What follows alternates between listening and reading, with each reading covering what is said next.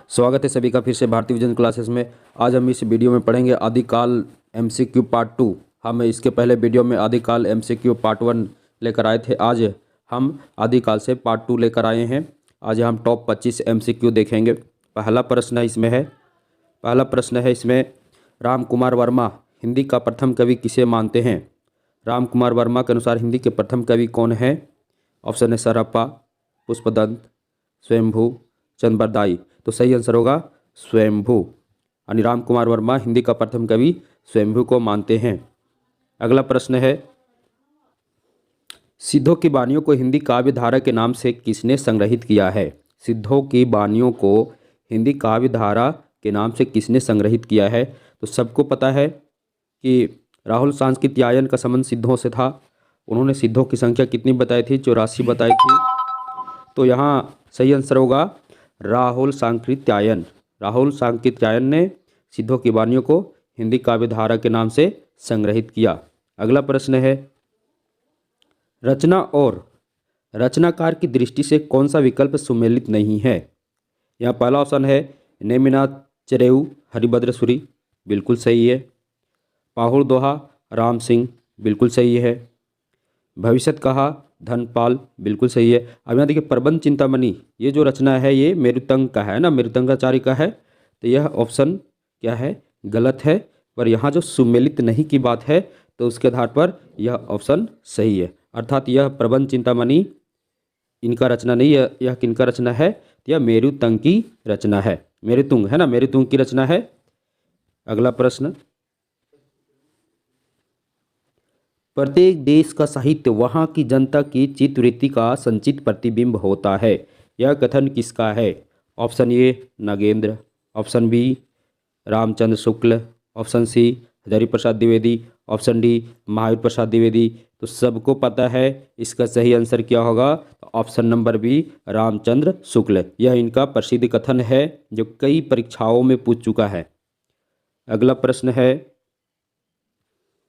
अलवार संतों की संख्या कितनी मानी गई है? Option A 10, option B 8, option C 9, option D 12। सही आंसर क्या होगा? अलवार भक्तों की संख्या कितनी मानी गई है? तो अलवार भक्तों की संख्या 12 मानी गई है। इसका ऑप्शन कौन होगा? ऑप्शन नंबर डी इसका सही आंसर होगा। अगला प्रश्न पृथ्वीराज रासो की भाषा क्या है? Option A Dingal, option B Pingal, option C Apabhramsha, option D Brajbhasha. तो इसका सही आंसर होगा ऑप्शन नंबर ए डिंगल। अगला प्रश्न है निम्नलिखित में से कौन अपभ्रंश के प्रभाव से मुक्त हिंदी की प्रथम रचना मानी जाती है? तो ऑप्शन ए है Hammir Raso, option B Rahul bell, option C Bisaldev Raso, option D Bharateshwar Bahubali Ras. तो इसका सही आंसर होगा option number C Bisaldev Raso. अब हमको बताइए बिसलदेव रासो किन की रचना है? तो नरपति नाल की रचना है। इसकी रचना कब हुई? तो 1200 बताइए 1200, हाँ 1212 ईस्वी। अगला प्रश्न है हिंदी में 12 मासा का सर्वप्रथम वर्णन किस रचना में मिलता है? Option A Hammir Raso, option B Parmal Raso, option C Bisaldev Raso, option D Khuman Raso. इसका सही आंसर होगा option number C Bisaldev Raso, जिसमें सर्वप्रथम क्या मिलता है? 12 मासा का वर्णन मिलता है। जो हिंदी की प्रथम रचना है जिसमें 12 मासा का वर्णन मिलता है। अगला प्रश्न है गद्य पद्य मिश्रित चंपू काव्य की प्राचीनतम हिंदी कृति कौन सी है? ऑप्शन ए है परमात्मा प्रकाश, option B Varna Ratnakar, option C Rahul bell, option D Ukti Vyakti Prakaran. तो इसका सही आंसर होगा option number C Rahul Bel. Rahul Bel एक चंपू काव्य है जो गद्य पद्य मिश्रित काव्य है, इसलिए इसे चंपू काव्य भी कहा जाता है। अगला प्रश्न है राहुल बेल में कितनी बोलियों का चित्रण मिलता है? Option A 7, option B 8, option C 5, option C 6। तो इसका सही आंसर होगा ऑप्शन नंबर ए 7। अगला प्रश्न है हजारी प्रसाद द्विवेदी किसे हिंदी का प्रथम कवि मानते हैं? Option A Abdul Rahman, option B Sarahpa, option C Swayambhu, option D Pushpadant. तो इसका सही आंसर होगा option number A Abdul Rahman. अगला प्रश्न है आचार्य शुक्ल ने रासो शब्द का संबंध किस शब्द से माना है? ऑप्शन ए है रसिक, ऑप्शन बी रसायन, ऑप्शन सी रास, ऑप्शन डी रासक। तो इसका सही आंसर होगा आचार्य शुक्ल ने रसायन से रासो शब्द की उत्पत्ति माने हैं। अगला प्रश्न है, बच्चन सिंह किस कवि को हिंदी का जातीय कवि कहा है? ऑप्शन ए है Sarahpa, option B Swayambhu, option C Vidyapati, option D Abdul Rahman. तो सही आंसर होगा ऑप्शन नंबर सी विद्यापति। अब बताइए विद्यापति को क्या कहा जाता है? तो विद्यापति को मैथिल कोकिल भी कहा जाता है, जो कई परीक्षा में पूछ चुका है। एक एक प्रश्न को देखिएगा दोस्तों, क्योंकि सभी प्रश्न परीक्षा की दृष्टि से महत्वपूर्ण है। एक भी प्रश्न को छोड़िएगा नहीं, वीडियो को बिल्कुल बढ़ाकर मत देखना, क्योंकि इसमें सभी प्रश्न परीक्षा की दृष्टि से महत्वपूर्ण है। और हम आपके लिए जितने भी प्रश्न लाए हैं, सारे प्रश्न कह सकते परीक्षा की दृष्टि से बहुत ही इम्पोर्टेंट है। सभी प्रश्नों को अपने दिमाग में बिठा लेंगे, क्योंकि इसी से प्रश्न परीक्षा में आते हैं। अब हम अगले प्रश्न की ओर चलते हैं। देखिए आगे यहाँ पर प्रश्न बहुत ही इम्पोर्टेंट प्रश्न है। विद्यापति के गुरु का क्या नाम था? विद्यापति के गुरु का क्या नाम था?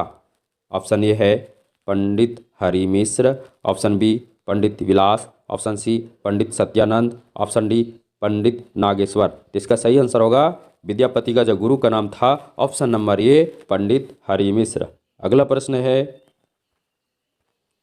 विद्यापति किसके दरबारी कवि थे?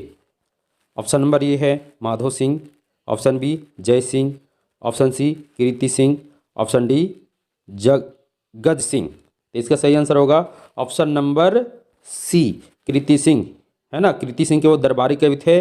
उनके दरबार में रहकर उन्होंने कृति लता की रचना किए थे। तो विद्यापति किनके दरबारी कवि होंगे? कीर्ति सिंह। अगला प्रश्न है, पुष्पदंत को भाखा की जड़ किसने कहा है? पुष्पदंत को भाखा की जड़ किसने कहा है? ऑप्शन ए है Ramchandra Shukla, option B Giriharshan, option C Shiv Singh Sengar, option D Nagendra. तो इसका सही आंसर होगा option number C Shiv Singh Sengar. अब हमको बताइए कि शिव सिंह सेंगर ने पुष्पदंत को और क्या कहा है? तो पुष्पदंत को शिव सिंह सेंगर ने अपभ्रंश का भवभूति भी कहा है। ये भी प्रश्न परीक्षा में आता है। तो प्रश्न आएगा कि अपभ्रंश का भवभूति किसे कहा जाता है? पुष्पदंत को किसने कहा?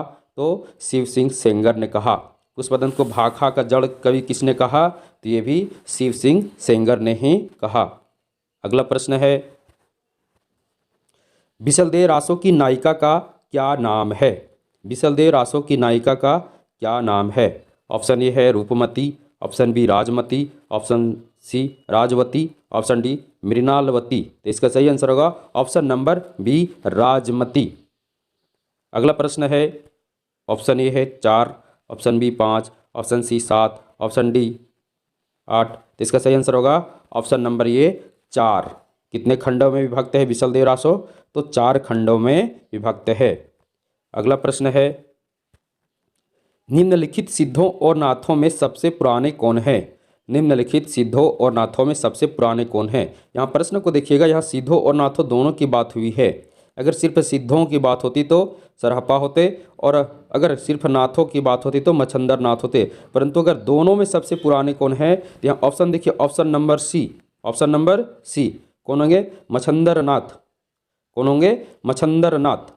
अगला प्रश्न है, यहाँ लेकिन सवाल हो सकता है कि मच्छंदर नाथ किस साहित्य से जुड़े हुए थे, सिद्ध साहित्य या नाथ साहित्य? तो इसका सही आंसर होगा वे नाथ साहित्य से जुड़े हुए थे, मच्छंदर नाथ। अब अगले प्रश्न की ओर चलते हैं। अपभ्रंश शब्द का सर्वप्रथम प्रयोग किसने किया? अपभ्रंश शब्द का सर्वप्रथम प्रयोग किसने किया? यहाँ ऑप्शन है, option number A Patanjali, option B Bhamah, option C Rajshekhar, option D Bharat Muni. इसका सही आंसर क्या होगा? ऑप्शन नंबर ए पतंजलि मुनि ने अपभ्रंश शब्द का सर्वप्रथम प्रयोग किया। तो इसका सही आंसर होगा ऑप्शन नंबर ये। अगला प्रश्न है, अपभ्रंश का भवभूति किसे कहा जाता है? अभी कुछ देर पहले हम इस सवाल पर चर्चा भी की थी। अपभ्रंश का भवभूति किसे कहा जाता है?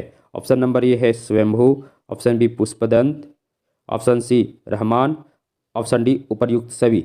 इसका सही आंसर क्या होगा? ऑप्शन नंबर बी पुष्य दंत। पुष्य दंत क्या है? अपभ्रंश के भवभूति हैं। अब हमको बताइए पुष्य दंत को अपभ्रंश का भवभूति किसने कहा? तो पुष्पदंत को अपभ्रंश का भवभूति शिव सिंह सेंगर ने कहा। अब बताइए पुष्पदंत को भाखा का कवि किसने कहा? तो पुष्पदंत को भाखा का कवि जो है शिव सिंह सेंगर ने ही कहा।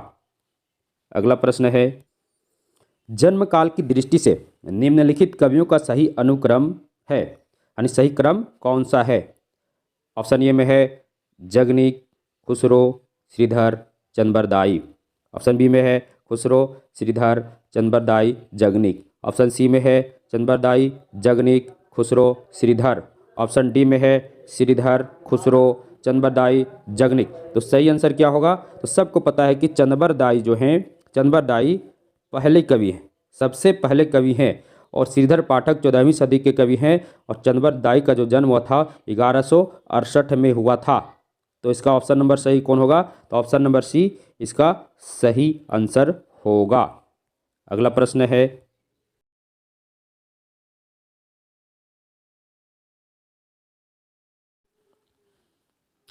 आदिकालीन राष्ट्र साहित्य की प्रमुख प्रवृत्तियों से संबंधित कौन सा कथन सही नहीं है? यहाँ सही नहीं है वह कथन चुनना है जिसका संबंध आदिकालीन राष्ट्र साहित्य से नहीं है। पहला कथन है, ये इस साहित्य में राष्ट्र प्रेम का सुंदर चित्रण किया गया है। बी में है युद्धों का सजीव चित्रण इस साहित्य की अन्यतम विशेषता है। सी है इसमें शौर्य और विलासिता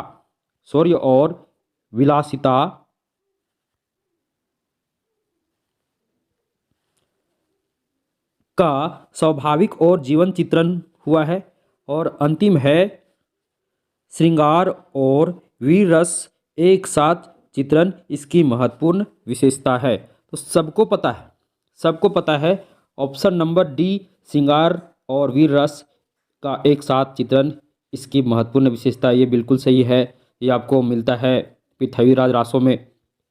अगला है इसमें शौर्य और विलासिता का स्वाभाविक और जीवंत चित्रण हुआ, ये भी सही है क्योंकि इसमें शौर्य का ही वर्णन है, क्योंकि इसलिए तो आचार्य रामचंद्र शुक्ल ने इस काल को वीर गाथा काल कहा था, क्योंकि उन्होंने इस काल को वीर गाथा काल कहते हुए इस काल के प्रमुख 12 ग्रंथों को आधार बनाया था। अगला है युद्धों का सजीव चित्रण इस साहित्य की अन्यतम विशेषता है।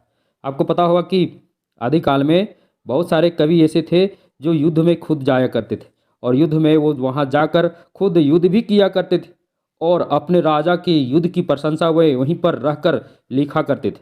इसलिए इस राष्ट्र साहित्य की एक विशेषता और है कि इसमें युद्धों का सजीव चित्रण हुआ है।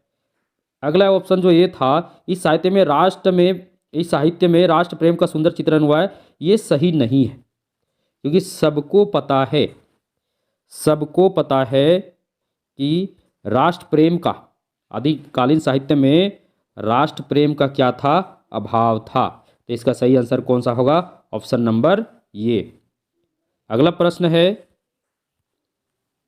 12 बरस ले कुकर जिए अरु 16 लो जिए सियार किसकी पंक्ति है?